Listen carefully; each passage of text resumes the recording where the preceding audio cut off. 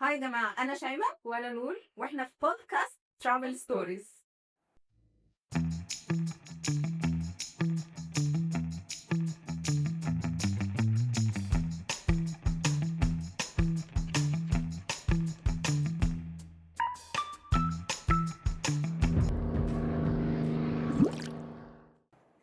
بدأت تسافر من هي عندها 21 سنة، من وقتها ما بطلتش سفر، وعملت كمان إن هي بتوازن ما بين شغلها وما بين السفر. أهلا بيكي يا نور. أهلا بيك. ليش نورتيني النهاردة في البودكاست. أزورك؟ شكرا. احكي لنا بقى حكاية السفر بتاعتك، عشان النهاردة احنا عايزين يعني نساعد الشباب إن هما كمان يتشجعوا زي سن صغير، وده أكبر مثال ودليل إن احنا نقدر نسافر واحنا لسه عندنا 21 أنا سنة. حاسة إني سافرت وأنا كبيرة. يلا بينا نبتدي ونلعب لعبة السفر. عدوا كام بلد هتذكرها نور في حلقة اليوم، وجاوبوا في الكومنتس تحت الفيديو، واللي هيجاوب صح هياخد هدية جميلة من متجر المسافر، وهتلاقوا اللينك المتجر بصندوق الوصف. بسم الله الرحمن الرحيم.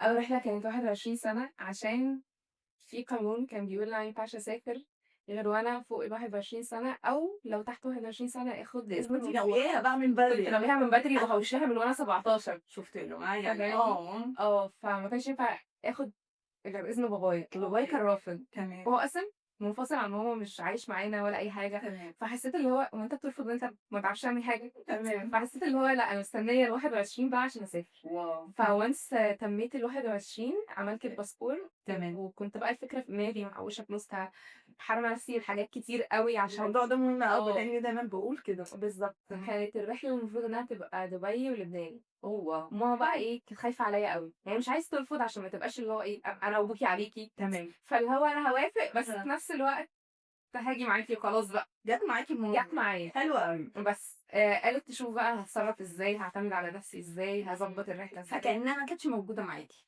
هي كانت موجودة، بس هي ما اضافتش اي حاجة غير انها اتفسحت. ايوه، يعني هي انما ما كتنظيم لا خالص، كتنظيم دي اي. بس احساس الام ان ابقى مع بنتي. انا مع بنتي وخلاص. حلو قوي. ساعتها رحنا عملنا الباسبور مع بعض، وسابت لي بقى ورقها كله، وانا اللي جوه اتصرف. عملت التأشيرة لوحدي من غير شركة. دبي. تأشيرة دبي اوكي. كانت ساعتها غير ب 1650 جنيه. لا من غير شركة. اوكي. كنت بقى ايه بشوف الجروبس والناس والاكسبيرينسز والريفرنسز وبتاع، وادور على الحاجة اللي هو هعملها بأوفر طريقة. تمام. كان ساعتها برضه لسه ويز اير طالعة، بدأت في مصر وكده. كانت طيران ب 650 جنيه. واو. انا قلت بقى ايه، بس هو انت ده من 3 سنين، مش من زمان قوي يعني، عشان نور لسه صغيره. بس كان ساعتها الدولار ب 15. اوكي. ف3 سنين فرق في ساعة السفر، فاهماني؟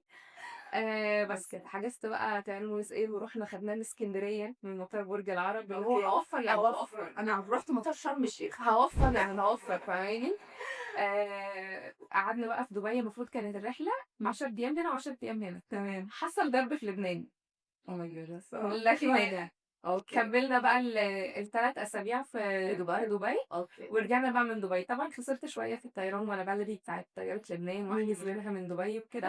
اوكي. بس كانت اوفر اول لا كانت رخيصه وفايكر وفايكر. ما عوضتكيش عن لان في حاجه غصب عنك يعني. غصب عني، بس انا ما كنتش بحجز اللي هي اه. دايركت من الشركه، كنت اوكي. فكنت بحجز من وسيط. دي حاجه كده لازم نتعلمها. فالوسيط اثر معايا فعلا في حوار الحقيقه دي في ناس بتاخد تعويضات كبيره جدا لو الطياره اصلا اتاخرت ساعه ساعتين، دي كانوا يتعوضوا على الموضوع كسر. الخبره بتيجي بقى مع الوقت. بالظبط. طيب دبي دي غاليه قوي، ازاي قدرتي وانتي لسه 21 سنه بتحوشي تتفسحي وتتبسطي يعني؟ اول اسبوع قعدنا في اير بي ام بي. اوكي. الاسبوعين التانيين بقى كانوا يعني unplanned بصراحه. ف قعدنا عند حد قريبي، واهل صاحبتي قعدت عند يومين، وبعدين حد قريبي بقى قعدنا عنده ال10 ايام الباقيين. تمام. فدي وفرت معانا كتير. تمام. بس طيب ايه تاني رحله عملتيها مثلا؟ تاني رحلة بقى دي كانت اللي هو ما خلصتش كل فلوسي اللي كنت محوشاها وانا 17. حلو قوي. فحسيت اللي هو اكمل عليهم شغل واسافر بقى رحلة طويلة. انتي بتشتغلي من وانتي عندك 17 سنه؟ اه يعني لسه موظفة. يعني هو بدأت شغل في ماكدونالدز. كان فرع عادي جنبي قوي. لا حلو قوي ان انتي كده قولي. كان فرع جنب البيت قوي. آه، تعبت بسرعة جدا. حسيت ان انا مش قد الشغل. سبت الشغل وقلت لا انا لازم افتح بزنس. تمام. ففتحت براند كده. هو كنت بعمل فيه نوت بوك شبه ألبوم الصور. فاهمة؟ بكتب جواه صور. بدأت نطور فيه بقى كل شوية، لوج عليه صور، بورتريز، حاجات بقى اللي هي يعني بالصور بتتحط في البيت زي souvenirs. واو فاهمة؟ طيب بس الbusiness ده قعد معايا لحد ما بقيت في أولى جامعة. بس بعد ما بقيت في أولى جامعة بدأت بقى أشتغل في الmarketing. كنت بamاركت لواحد عنده موبايلات. اوكي حلو أوي.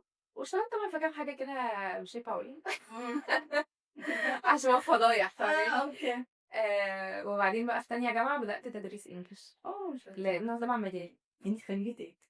تربية English. اوكي، يعني اللي انت شغاله فيه دلوقتي غير اللي انت غير اللي أنا درسته خالص. وكلنا بنفس الموضوع. يعني أنا كنت دارسة تربية English واشتغلت فعلًا 2 أو 3 في التدريس.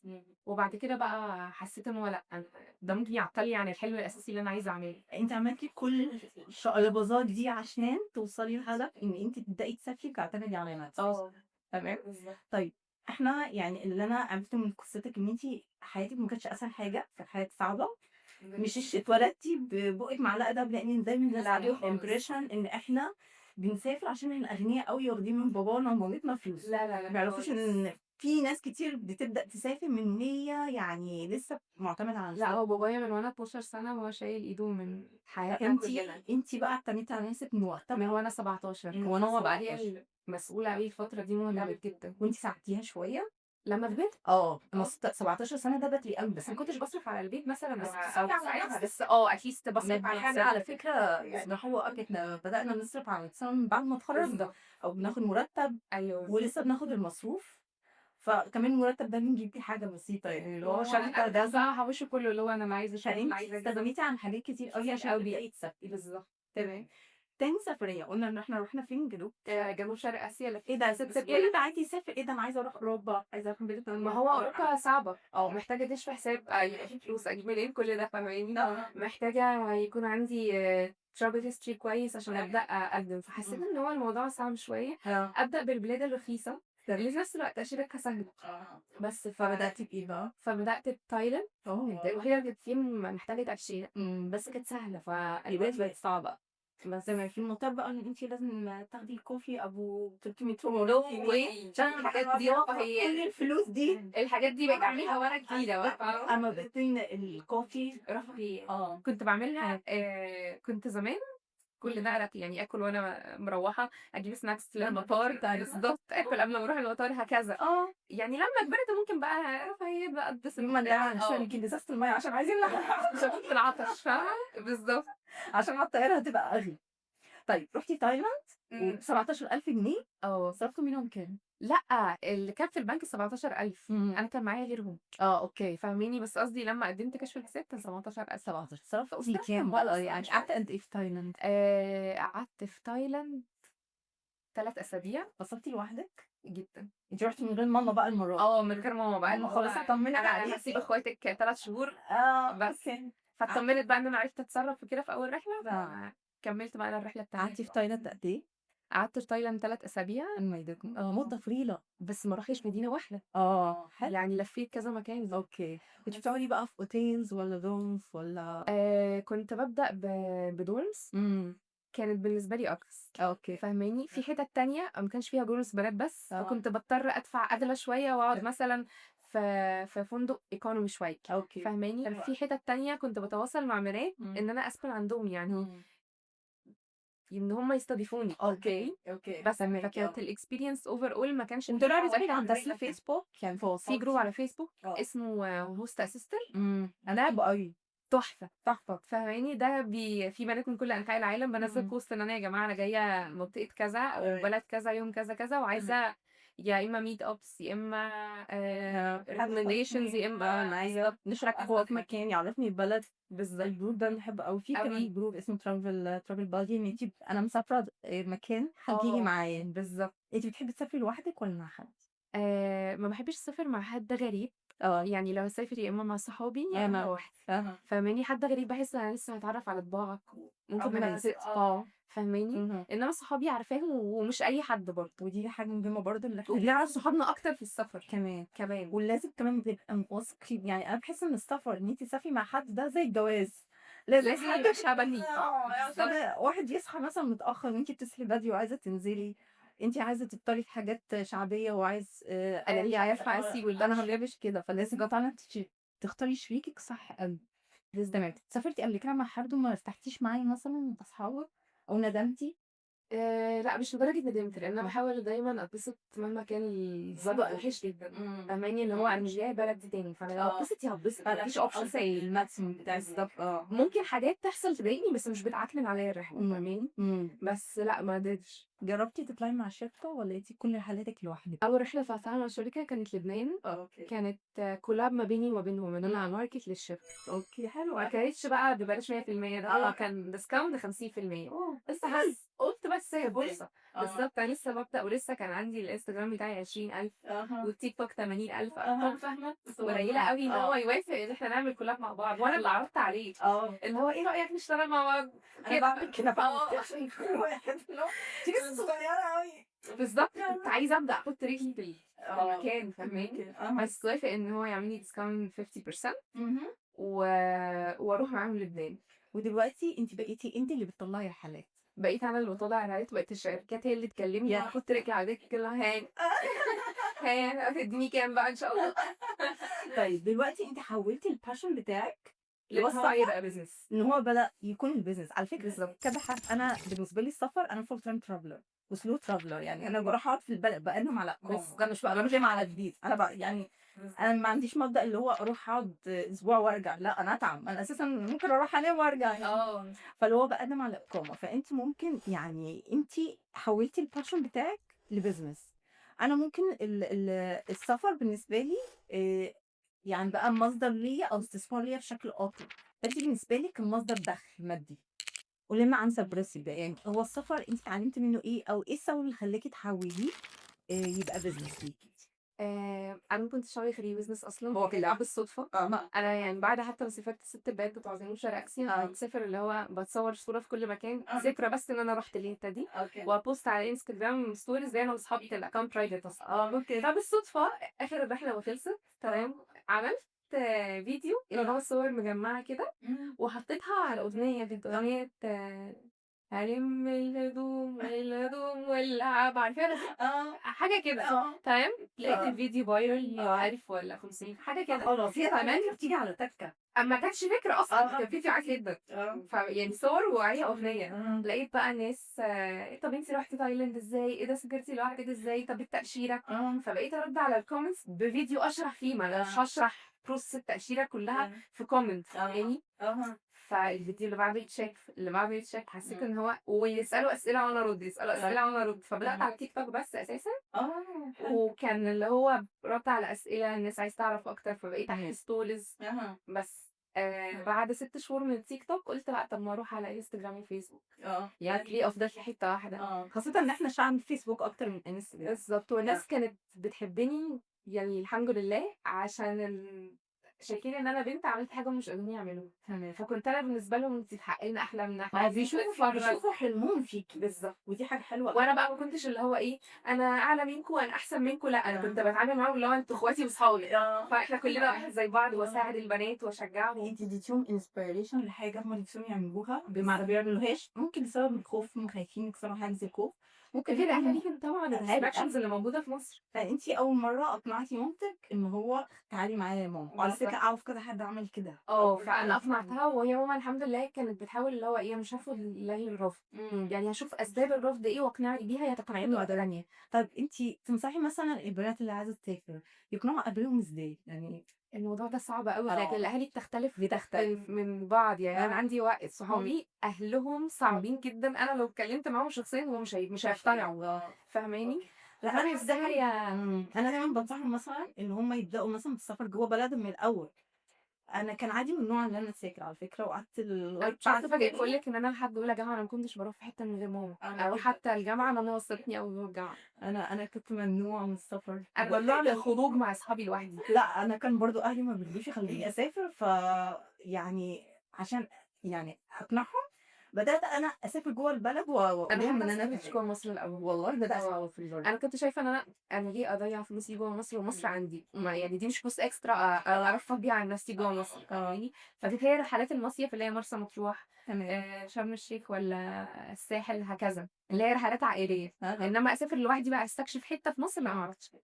هل السوشيال ميديا كانت سبب إن أنتِ تتعرفي على travelers أكتر طبعًا. ده من برّه؟ طبعًا. كان على تجربتِك في حد مزعّلها يا جماعة؟ أنا كنت active أوي على جروبس السفر اللي على الفيسبوك اللي هي travel experience travel secrets club والحاجات دي. كنت باحب قبل ما أسافر حتى أشوف experiences الناس، أشوف هُم بدأوا إزاي، عملوا إيه، طب التفاصيل بتاعة البلد دي، طب شافوا إيه في الحتة دي. كنت عندي حُب استطلاع إن أنا أشوف في الجروبس. أوكي. فالمهم بعد ما بدأت السفر بفترة وكنت active بقى على الجروبس دي إن أنا مش بس باتفرج زي زمان، أنا هابقى post فاهماني، وكان ليّا شعبية بقى وكده. فغالبًا حد زعل؟ أنا زعّلت حد، أنا ما كنتش واخدة بالي من إن أنا زعّلت حد. نفس الشخص عمل لي بلوك. ما رضاش يرجعني. ما رضاش يرجعني هناك أنتِ عادي. كمان؟ خدت post منه وحطيته في الprofile بتاعي، فإحنا كنا friends عند بعض. شاف الpost عمل لي بلوك من على الجروب إن أنا حرامية بوستات. أوكي. فدخلت قُلت له: "يا أستاذ كذا، كذا، أنت ليش إيه اللي على الجروب؟" بيرجعني؟ أنا مش فاهمة تعمل لي بلوك ليه؟ أنا باتفاعل معاك باحب حيوية في الجروب فاهماني، فأنا ليه برّه؟ لقيته بيقول لي: "فاكرة البوست اللي مش عارف بتاع إيه اللي سرقتيه مني؟" قُلت له: ما أنا شِلته." قام قايل لي: ما أنتِ بعد ما شِلتيه مش عارفة ما قُلتيش إن أنتِ واخداه من كذا، كذا، المفروض دي حقوق ملكية وفي قانون في الجروب فبيديكِ سبب يقول لِك حاجة مش كده. وفي قانون في الجروب بيقول إن ما ينفعش نسرق بوستات بعض. ما خدتش بالي. قُلت له يعني خلاص أنا خالص. شيلوها. البوست كان إيه أصلًا اللي اتسرق؟ يعني سرقتِ إيه؟ حطيتِ إيه؟ كان بوست تطوع عن الأولمبياد في باريس. هو عادي فأنا يعني كنت عايزة أساعد الناس إن هو أهي كان طريقة حاطط إنكم تسافروا الinfo بتاعة الموضوع الinfo بتاعة الموضوع، فكان طريقة إن إحنا تسافروا بيها for free فباساعد الfollowers عندي. فهو شايف إن أنا حرامية إن أنا خدتها لمحتوايا تمام. فاهماني؟ أوكي. بس فعمل لي block من على أنا الجروب. ما أعرفش والله يا أستاذ. أنا أكتر بني آدم اعتذرت له في حياتي كان صاحب الجروب. هو مش صاحب أنا هو بعت لك moderator يعني كمان مش admin. أنا بعت لك حد يكلمك عشان ترجعني. أقسم بالله العظيم أنا كلمت كل الadmins رجعوني أرجوكم ما فيش. ما عنديش أي فكرة أنا حصل لي بلوك من الجروب، وبعت لحد يكلمه ندخلها على جروب تاني قالوا أكيد عملت حاجة غلط. إيه ده؟ طب يا جماعة يعني مش نهاية الدنيا. تحسي بقى إن هو بني آدم ما صدق يمسك سلطة وبيتنطط بيها. المهم إحنا مبسوطين على ترافل سيكريت كلاب جدا.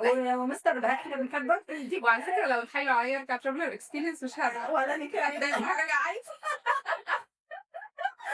كلميني بقى عن رحلاتك الجميلة في رحتي ديزني لاند. أنا لسه ما رحتهاش. تحفة. أحلى حاجة عملتها في يوم. حلم طفولة بالنسبة لي. مش هقدر أحققه. لا أنا رحلة أوروبا دي كانت بالنسبة لي صعبة. أنا ما كنتش مستعدة خالص لخطوة إن أنا أقدم على شنجن قولي لي. خصوصا إن أنا ما كنتش موظفة. لا اصبري بقى اصبري. نقعد بقى كده قاعدة زي حضرتي اليوروب ازاي؟ أول حاجة الفلوس، ضبطنا الحساب البنكي قولنا لنا كده تفاصيل. تظبيط الحساب البنكي استلفت من خاله ومن واحدة صاحبتي عشان الشكل الحساب يبقى كويس. تمام. ده من قد إيه بقى عشان إحنا لسه لا يعني بدأت أظبطها من شهر 4 وكان ميعادي في شهر 9 أوكي. بس حطيتي فلوس مرة واحدة ولا شوية شوية؟ لا الفلوس كانت شوية الصراحة يعني كنت كل فترة بس لحد قبل ميعادي ب3-4 أيام كنا حاطة آخر دفعة من الفلوس. أوكي. فاهماني بس فعلا لا كان الموضوع ضغط عصبي جدا لأن أنا معرفش انتوا عايزين مني ايه. ده كان من إمتى؟ قدمت أول مرة شنكن كان سبتمبر اللي فات. قريب. بس ممكن أنا عادي نعرف بجهز من امتى من أنا يعني حساب كان كان $4000 أوكي. و80,000 جنيه. حلو. ده اللي دخلت بيه السفارة يعني. تمام. حلو. قدمت على إيه بقى؟ أي بلد؟ قدمت على ألمانيا. أوكي. كان بالصدفة عندي واحد على فكرة واخدة أمريكا قبل حلو. بس مش هينفع أقول عشان الناس ما تعملش زيي فاهمة حاجة. أوكي. مش تقليد بس عشان أنا اللي عملته كان غلط. أنا رحت أوكي. السفارة ب8000 جنيه. واترفضتي؟ لا اتقبلت. اتقبلتي؟ عشان هو فشخش في حسابي فاهماني. فأنا أقنعته بطريقتي المقنعة جدا. قلت له له ولا حاجة. قلت له إن أنا ما هو ما سألنيش معايا كام في البنك. قلت له إن بابايا هو اللي بيصرف عليا. أوكي. وإن أنا لسه طالبة كنت فعلا ساعتها لسه طالبة. وإن أنا رايحة أصور أمريكا يعني أنا كونتنت كريتور وبعمل محتوى وكده فعايزة الفترة الجاية أروح أصور أمريكا. دينا كانت أمرك يقول أهم حاجة في أمريكا اللي إحنا بنقدم حاجة الطريقة البادي لانجوج والتقنيات. إيه كانت قالت تصريح إن أنتِ يعني واحدة يعني لا ما تشيليش مني ربع ورقة. وأنا ما كنتش معاكي ورق إيه لأمريكا طيب؟ ولا أي حاجة. هو جايب بس الدي اس بورن بس هي أمريكا depends on الinterview بالظبط. مالهاش علاقة في حاجة تانية. فأنا مقدمة وحاطة إيدي على قلبي عشان معيش فلوس أروح أصلا. أنا مقدمة عايزاها عشان تفتح لي أبواب تانية للسفر. حلو أوي. ولحد دلوقتي ما رحتش أمريكا. أثبتي إن أنتِ بتشتغلي أو أي حاجة ولا أي حاجة. قلت له أنا خلي كلامك أمين. أنا ستودنت وبابايا اللي بيصرف عليا وهو ما يعرفش أنا فين أساسا ولا يعرف أنا مين فاهمة حاجة. لو قلت له أنا عندي كام سنة هينسى. طيارة أمريكا غالية أوي. أوي، عشان كده لسه ما رُحتش عملتِ بقى. إيه؟ أنتِ لسه أنتِ قدمتِ وما رحتيش؟ ما هي 5 سنين، فأنا آه، مستعجلة على أيوه إيه فاهماكِ. تاني. تمام، بس حلو. شنجن بقى اللي كانت لازم أروح لأنها صلاحية 3 شهور، وكنت اللي هو لأ محتاجة لها ترتيبات أكبر بكتير من أمريكا بالنسبة لي، كانت أمريكا بالنسبة لي أسهل موت. تمام. بس وزي ما قُلت لِك كنت باضبّط لها من شهر 4 لشهر 9. رُحت بقى ودّيت الورق، أنا كنت خايفة أوي، السبب إن أنا ما عنديش وظيفة، ما عنديش شهادة ما عنديش سجل تجاري بطاقة ضريبية. تمام. اعتمدت بقى على cover letter أكتب فيه أنا إيه، وباشتغل إزاي وباشتغل منين، إن أنا freelancer بالضبط، وإن الشغل اللي بييجي لي بتبقى campaigns شركات أجنبية بنعملها مع وادّيت proofs إن أنا فعلًا باشتغل مع شركات أجنبية تمام، contracts ما بيني وبين الشركة. تمام، حلو أوي. فاهماني؟ كان شركات بقى زي application للإيسم، للفيسبوك مثلًا الأميني اللي بييجي لي كل شهر من الفيسبوك، كده يعني. حلو أوي. بس فدي كانت الproof إن أنا منين باجيب، وطبعًا الباسبور بتاعي كان قومي، كان مليان تأشيرات فيه منهم أمريكا. باسبورِك قوي، ماشي، إمم. أوكي. الحمد لله. الحمد لله. مش ثبتناه. قوامك يعني. يعني الحاجات اللي إحنا قلناها في الأول بقى حلو ماشي. شوية. حلو، إحنا بس. الranking كام 66؟ قليل أوي حاجة 50 كده. إحنا أعتقد 66 في 2025 مدرس. بس فلمّا اتقبلت بقى في الشنجن كنت فرحانة جدًا، بس اللي هو أروح إزاي؟ أنا رجعت للناس كلها فلوسها بقى، فاهمة؟ تستاهل list تاني. عملتِ إيه طيب؟ بالصدفة الحمد لله جات لي campaign قبل رحلة أوروبا غطت بقى على السفرية. تمام، أوكي. أنتِ متعددة مصادر الدخل المادي، ودي حاجة حلوة أوي، ودي حاجة دايمًا بانصح بيها الشباب، اعملوا شقلباظات عشان يكون عندكم مصدر بالضبط. حتى لو صغير، بس يعني هتلاقوه مرّة جدًا. وجات.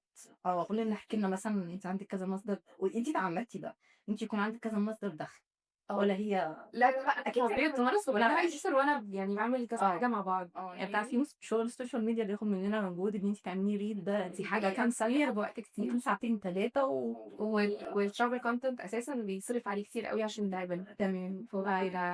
فهو الموضوع لو ما كانش ما كانش ده هيبقى الcontent اللي أنا عايزة أعمله لو هاقدم content. وسافرتِ أول سفرية دخلتِ من ألمانيا، دخلت من ألمانيا. لإن في ناس دايمًا تقدم على ألمانيا وتدخل من إيطاليا أو حاجة كده. لا دخلت من ألمانيا وخرجت من ألمانيا عشان أنا أثبت لكم يا جماعة إن أنا محترمة جدًا، تدوني التأشيرة بعد كده حتى لو معيش فلوس. معاهم مستقيم أنا لإن أنا الفلوس اللي بتيجي حتى اللي معايا هي يا دوب بتصرف على رحلاتي، مش مخلياني بقى معايا عربية وبتاع، يعني لسه ما جبتش عربية ولا أي حاجة. كلميني عن رحلتِك بقى يعني قعدتِ قد إيه مدة؟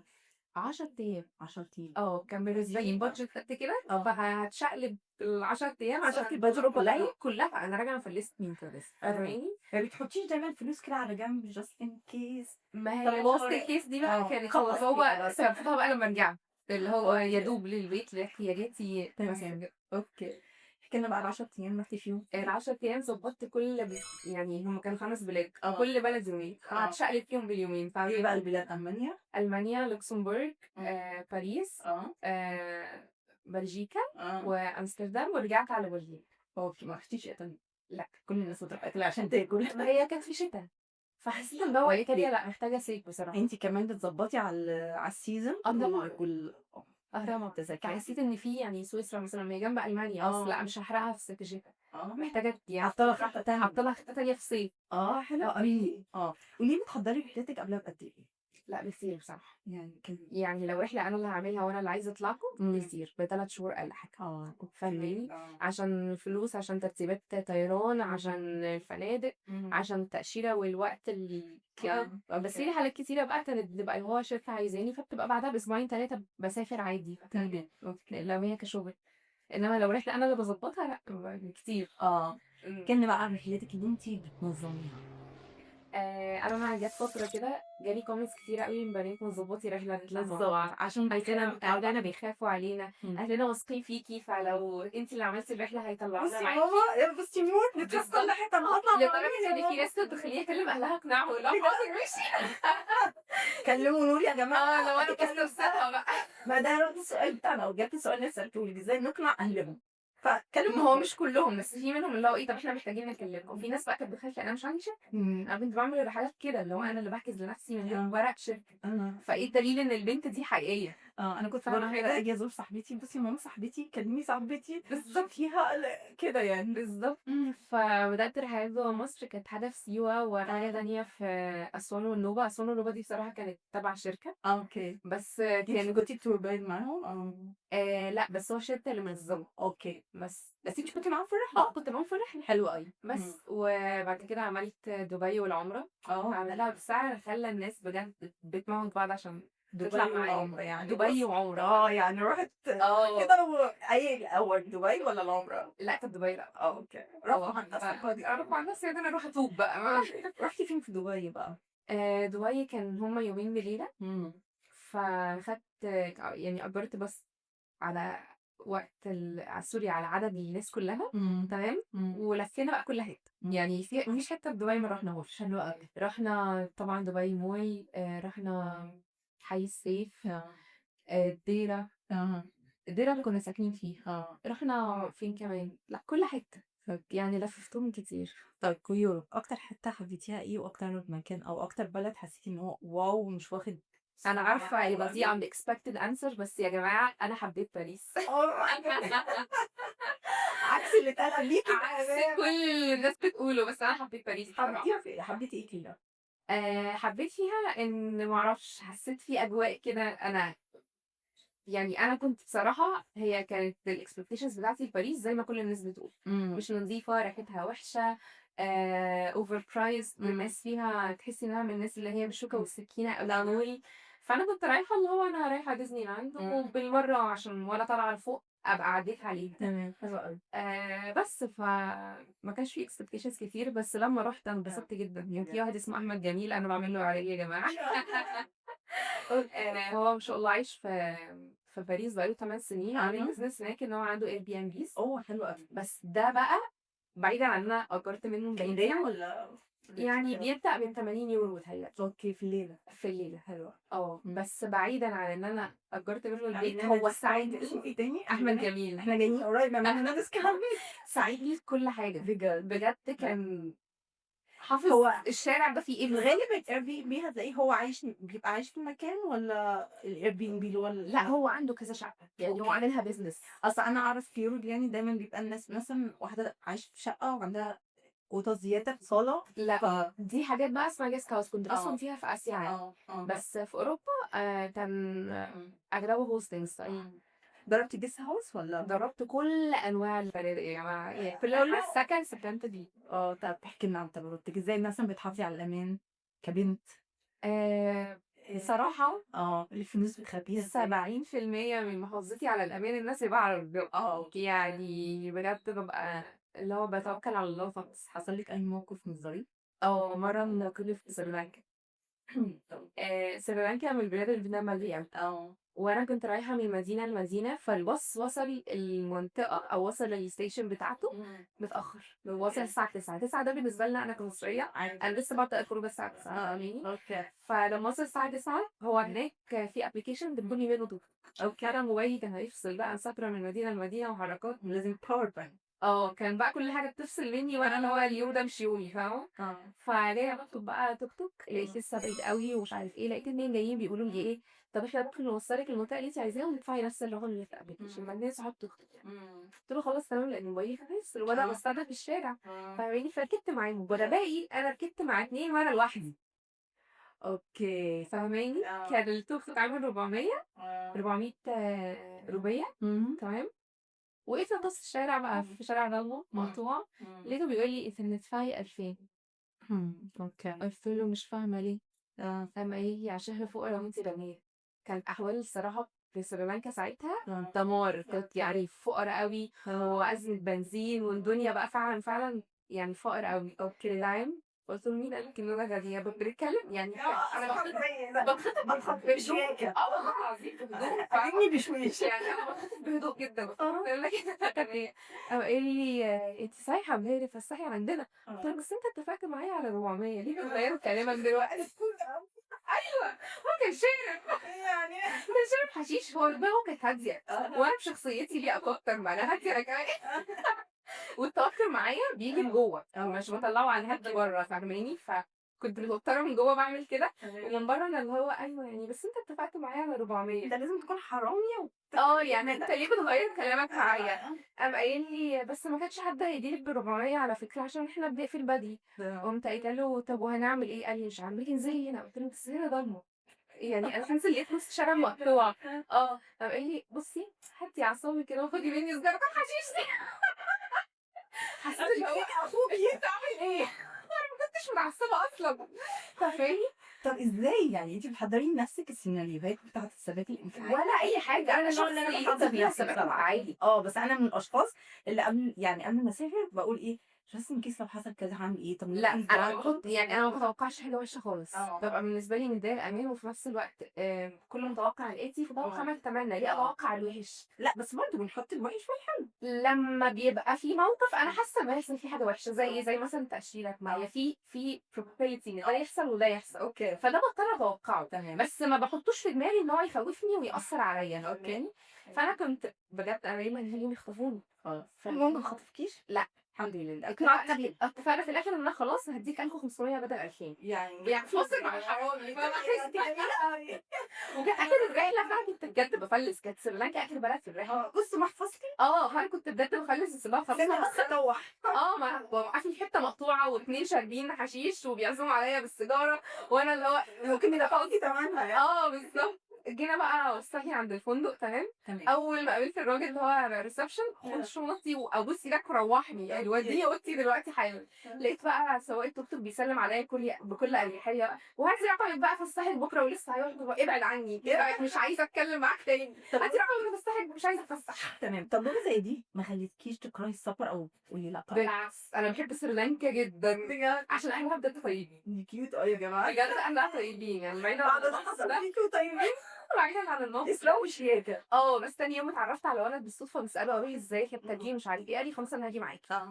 هو جه معايا ولَف معايا مدينتين كمان عشان هو شايف إن هو طب ما فرصة أتفسّح مع السايحة، حلو أفرّجها وكده، فلأ فعلًا ساعتها لَف معايا فرّجني حتت hidden gems ما حدش كان هيودّيني غيره، يعني هي بندفع بني آدم لوكسل خالص، بجد خالص، كنا بندفع مع بعض كل حاجة فهو ما كانش بياخد مني جنيه زيادة، فاهماني؟ وكان فعلًا لأ أنا سعيدة. ايه بقى الخطط للسفريات الجاية ناوية على ايه؟ آآ انت دلوقتي بتشتغلي ما زلتِ بتشتغلي اونلاين وبتسافري بالضبط الcontent creation إمم، وشغالة marketing في شركة سياحة، إمم، وساعات باعمل حاجات بتبقى طبعًا ليهم profit ليّا. لو حد دلوقتي بادئ يسافر وبيسألِك يا نور كصديق كده أو حد كده من زميلنا بيشوفنا على السوشيال ميديا بتاعتنا هو يعني بيبقوا فاكرين إن إحنا زي ما قُلت لِك مولودين بمعلقة دَمَّ. ما أنا مش باحسسهم إن أنا موجودة في بُقّي معلقة دهب، أنا باعمل هم بطاقتي جدًا، مقتنعين خلي بالِك. في منهم كتير مقتنعين بده، بس اللي متابعيني ديزني لاند دي غالية أوي. اللي متابعيني جديد، إنما الناس اللي عارفيني من زمان كام دلوقتي؟ أنا لمّا جبتها كانت ب78 يورو إمم. وalmost بالمواصلات كانت يعني أنا قفلت يعني فاهماني؟ تمام. فتنصحيهم بقى بإيه؟ قولي لنا زتونة السفر بتاعتِك كده لو حد بدأ يسافر، يبدأ يسافر الأول لوحده والّا مع جروب؟ هو على حسب هو بيتصرّف إزاي، هي بتفرق من شخصية لشخصية، أنا تمام. باعتبر نفسي إلى حدٍ ما شجاعة، آه، فممكن أستحمل موقف آه، حد غيري في إمم، نفس الموقف ما يستحملوش، تمام، فاهماني؟ إمم، فلو هُم بيخافوا أو أهلهم بيخافوا عليهم زيادة باشارك السياحة أقل طبعًا، تمام. والدنيا هتبقى متضبطة أكتر، لو أنتم بتعرفوا تتصرّفوا وكده لأ، ليه أسافر مع شركة؟ في حد طلع معاكِ قبل كده وبعد كده بدأ يطلع لوحده مع نفسه؟ تعرفي؟ آآ يتّبع مع الclients بتوعِك؟ هو في منهم كتير صحابي بس آه. أنا ما أعرفش حد يسافر بعدها، مستنيينِك أنتِ. أعتقد كل شوية يكلموني هي مش رحلة جديدة؟ هُم بيحبوا الأجواء أعتقد يعني. آه. يعني أنا عارفة أستمتع لوحدي، فدايمًا باقول لازم أنت تدرس نفسك أو أنتِ تدرسي نفسِك الأول، إن أنتِ فعلًا تقدري تستمتعي لوحدِك أنا خدي الrisk واطلعي. من وأنا صغيرة اللي هو صحابي لسه هيعطلوني، لأ أنا مش عايزة حد يعطلني أنا رايحة. في ناس تحب تطلع في جروب عشان تحس بالأمان، تاني حاجة هُم ما بيعرفوش يستمتعوا لوحدهم. ما هو أنا مش فكرة أنا بابقى لوحدي، أنا بابقى طالعة من مصر لوحدي، بس بس أنا باتعرّف على ناس هناك، أنا ما فيش يوم قضيته لوحدي مثلًا، أو لو الرحلة 10 أيام يوم واحد أدخل لوحدي، فاهماني؟ يبقى 9 أيام تانيين أنا باتعرّف على ناس بالصدفة، ساكنة عند حد فهو اتصاحبت عليه، لو مثلًا في hostel أنتِ عارفة الroom بقى بيبقى فيها مثلًا 3 غيري بنتعرّف على بعض، الكلام ده كان اللي هو زمان، على بتاعة الhuskies دي للأسف. كان نفسي فيها والله بس دلوقتي خلاص يعني حسيت إن كبرت. 24 سنة لسه صغيرة الحمد لله. الحمد لله. بس عندنا خبرات كتير من بعد السفر الحمد لله. غيّر فيكِ إيه؟ تعمليها بابا نفسي أقرر فيه. ال3 سنين دول أنتِ بقى لِك 3 سنين بتسافري. 3 سنين بُصّي أنا كنت تعبانة عن نفسي أصلًا ما فيها، بس حسيت إن هو لأ الدنيا مسؤوليات أكتر من كده. تمام. حسيت إن في حاجات كتيرة أوي المفروض نحطها priority عن إننا مثلًا يالّا لازم نجيب الشنطة من براند كذا، الحاجات دي. فهتلاقيني لو اتجدت شوية في النقطة دي بقيت حاسة اللي هو لأ البراندز مش مهمة.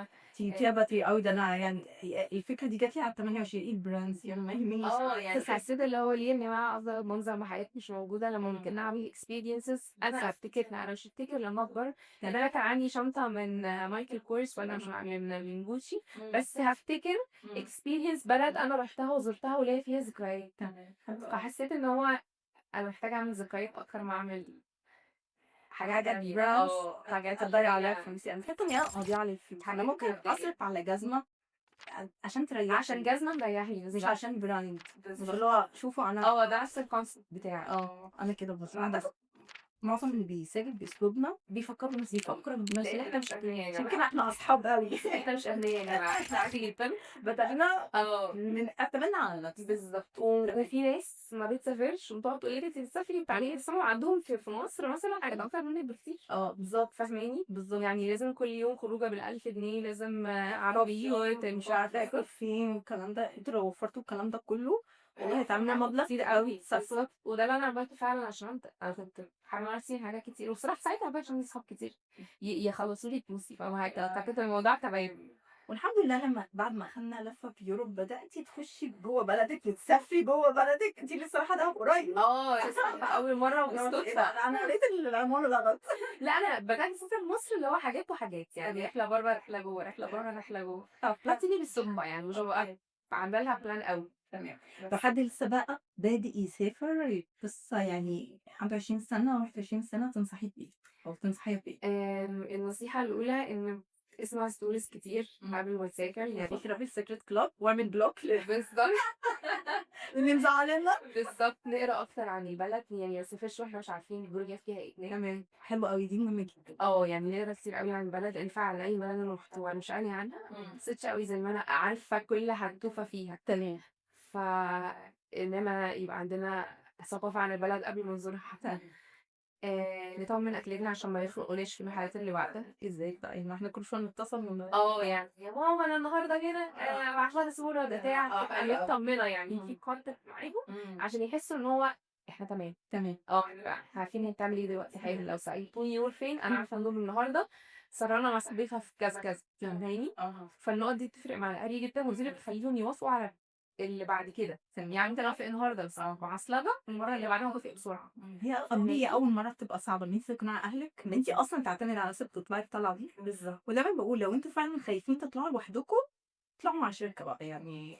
يعني هو أهلي هيطبلوا على الشركة مع فقر الشركة لو وصل حاجة هيكلموا. في ناس فعلًا ما بتعرفش تتعامل فدي وفي ناس ما بتصدقش بقى أهلي يوافقوا أنا مش هاعرفهم تاني غير لما أرجع. طب ليه؟ ليه نعمل فيهم كده؟ ليه يقوموا عيد؟ مش يوافقوا يدونا الpermission نسخف عيد. فاهماني؟ يعني أنا باحط نفسي مكان مامتي في يوم من الأيام إن أنا لو أنا وبنتي مسافرة وبرّه البلد أنا بابقى قلقانة أكيد. وتوصّلي لهم أنتِ اتعلمتِ إيه من السفر، إن أنتِ بقيتِ شخصية عندِك ثقة بالنفس، بقيتِ بتعرفي تعملي فلوس من بقيت السفر أعرف أحسن أكسب بس بكتير. قبل ما أتوتر. بالضبط. فاهماني؟ يعني أنتِ بيّنتِ جوانب مختلفة من فوايد السفر ليكِ، بالضبط. إن أنتِ بقيتِ business woman بتعتمدي على نفسِك. مش لدرجة business woman يعني بس لسه إن شاء الله أنا يعني متوقعة لِك إن شاء الله خايفة يعني إنِّك أنتِ يكون عندِك 24 سنة بدأتِ تعملي الشغل الخاص بيكِ إن أنتِ تطلّعي رحلات content creation بتاعِك تبع الcampaigns اللي أنتِ بتعمليها. أيوه. فيعني ده كله نتيجة قرار أنتِ خدتيه بس بتحضّريه له من زمان. الناس ما بتشوفش اللي ورا، الناس بتشوف إيه ده نور راحت. والمشكلة إن كل بني آدم جديد بيخش الprofile بتاعه قريب آه. هو بيبقى شايف الجديد بس، ما شافوش زمان بقى أيام ما كنت باحكي ما شفتيش stories. أيام ما كنتِ 17 سنة خالص. وبتحوّشي يعني ما كنتوش خالص. عايزين تقولي الحرمان إن أنتِ بتستغني عن حاجات كتير جدًا عشان تحوّشي لأ قرش ما كانش حرمان بس كنت في رفاهيات كتير مش يعني موجودة. ممكن ما يبقاش بالضبط. يعني في رفاهيات تستغنى عن مش شيء. موجودة بالضبط. أوكي. يعني كنت باخرج خروجة في الشهر. أوكي. فاهماني؟ لو هاخش سينما أدوّر على في السينما، الحاجات دي بقى فاهماني؟ تمام. يعني مش حرمان بس رفاهيات أنا مستغنية عنها. تمام. أوكي. نورتيني يا نور، شكرا جدا لوجودك النهارده بجد. انا اتعلمت منك حاجات كتير النهارده، مبسوطه جدا ان احنا يعني اتكلمنا وادينا الافكار على ودان الشباب. عشان كمان حابه تقولي لهم حاجه في الاخر؟ خلاص. يعني مش عارفه، حاسه ان انا ما استعدتش الكلمه. يا جماعه مش لازم تسافروا عشان بتشوفوا الناس بتسافر، سافروا لما تكونوا بتحبوا الحاجه دي، يعني بجد اعملوا اللي يريحكم. برافو عليكي، دي احلى. وما تبصوش على الكتاب من غيره، يعني اقروه وبعدين احكموا. اللي شكرا برافو. بالظبط. نورتيني يا نور. شكرا ليك يا شيماء، شكرا. خدها اصلا من الكاميرا الثانيه. يلا نبدا. دي الانترو. عندي انت تقولي انا نور وانا فوكس ترافيس ستونز. ماشي. اوكي. كمل. يلا جاهزين. هاي يا جماعه انا شيماء. كمان سمك كيتش. لا كده. يلا. هاي يا جماعه انا شيماء ونقول واحنا في بودكاست شارفيس يوريس. حلو بهارت تاسين. ترافيس ستوريز 101. ماشي، هي بتقول انا شيماء، انت بتقولي اسمك بعد كده بودكاست فويس. انا على فكره كنت دخلها كده عادي ترافيس ستوري.